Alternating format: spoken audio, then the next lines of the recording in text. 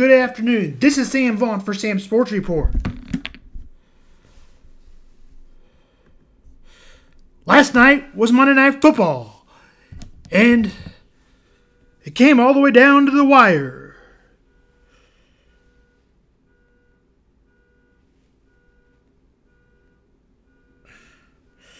In the first part of the game, the Eagles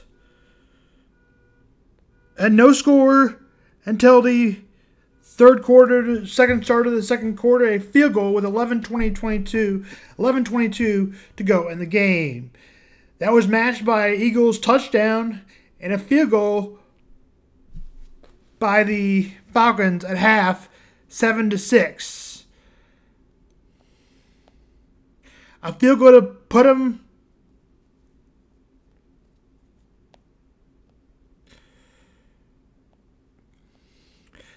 another field goal by the Eagles, 10-9. A touchdown by the Eagles, 15-10. Touchdown by the Eagles, 18-15. A turnover on downs, 18-15. 21-15, a field goal made it good. And that time they were ahead by 6, but opted to go for a screenplay that the Eagles' Saquon Barkley dropped. That hurt him for the game.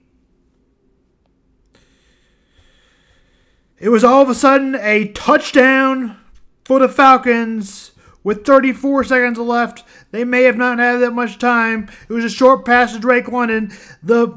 Kirk Cousins got him down there pretty easily. An interception by Hurts. Long pass to the right. 32. Intercepted. End of the game. Eagles win 22-20. Here's some comments after Nick Sirianni after the game. Ill-advised comments, maybe.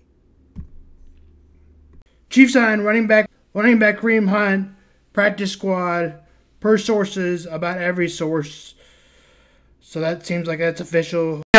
Speaking of our story to come, Tua Tagovailoa is out for 4 weeks at least on the IR. Sustaining a concussion last week against the Buffalo Bills. Get over to sports reporter Giselle Espinales with what we know about Tua's injury. Giselle. Jackie and Juwan, Mike McDaniel told the media today that Tua would undergo the proper procedural evaluation, and he is now in the NFL's concussion protocol.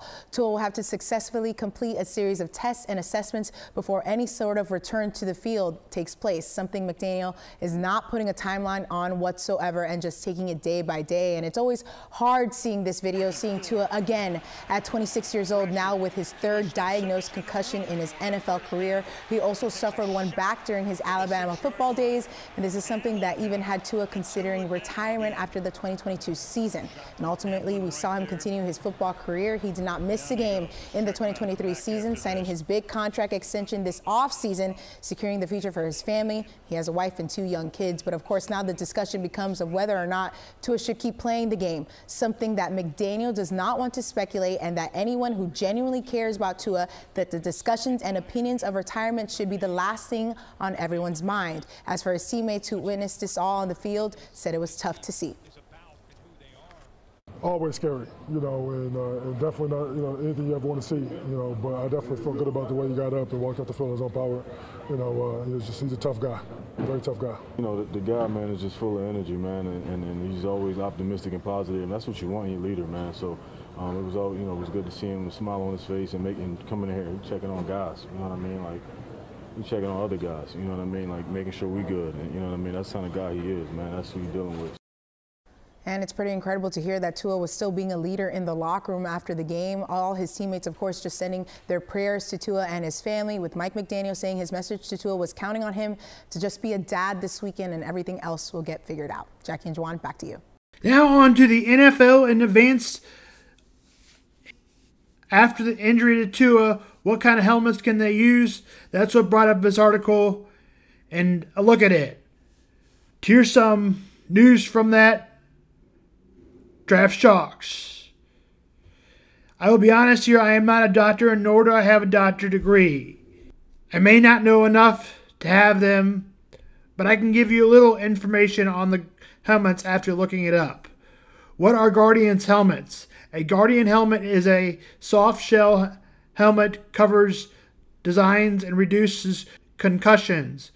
Invented in 2010, they are engaged to lessen the impact of head-to-head collisions.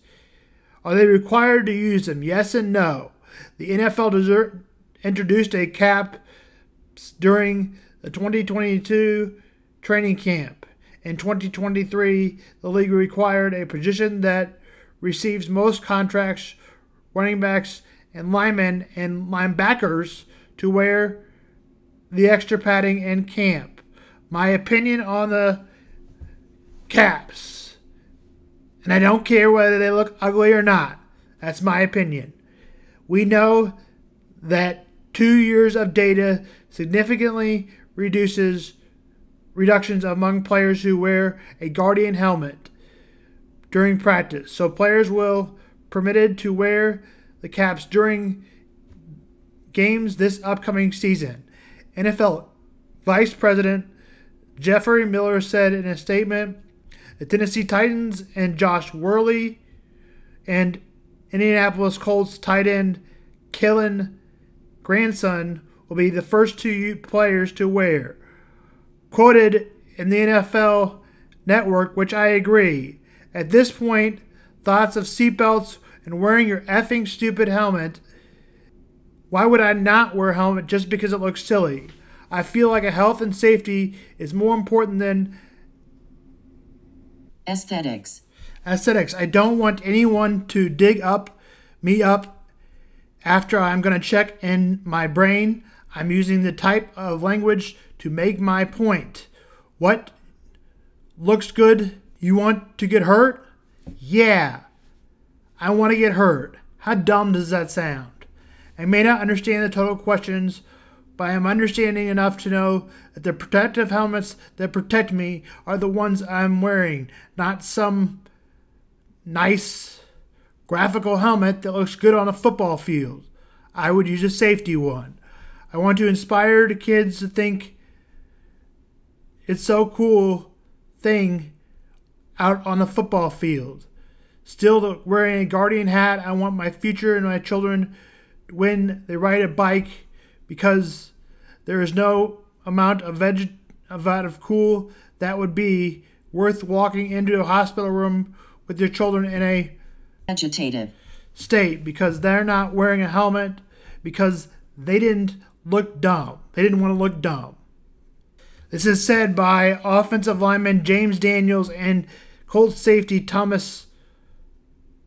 Rodney Thomas, and linebacker Grant Starrd, Colts running back, and Xavier Scott and Jonathan Taylor, one of the best players in the NFL at running back. Oh, I can't stand impact my swag, says Jeff Kara. My game is a part of my swag.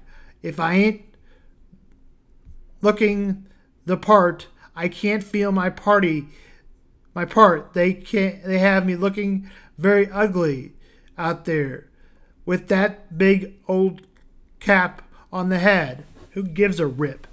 My own opinion is I don't understand why you want to look so great on the football field. Yes, they're ugly, but would you rather have a brain or would you rather be incapacitated? Earlier this year, Miller Report player Guardians cap training camp experienced 50% of reduction of those who did not. Per NFL, wearing Guardian caps reduces the severity of the head impacts for at least 10%.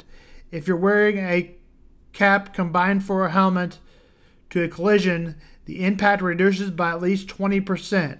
In recent studies for the engineers of the University of Buffalo, Saunders National Laboratories have developed a new sign of padding can withstand its impact. The team's innovation, which can be pointed out on commercially available 3D printers could one day wind up in everything from shipping to crates to football pads, anything that helps protect a fragile object or bodies from the bumps of life.